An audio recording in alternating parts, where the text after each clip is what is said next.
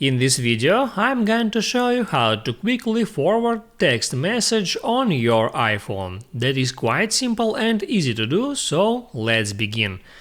And first, open up Messages app and from here get into some conversation.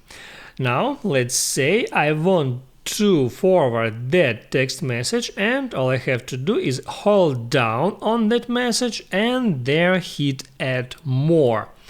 Now I can select more than one text messages, just check mark the messages that you want to forward and then hit add that share icon.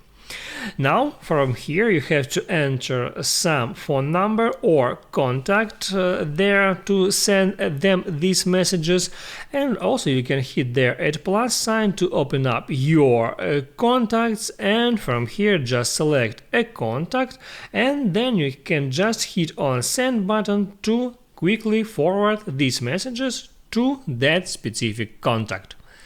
That's it. If this video helped you out, don't forget to like and subscribe.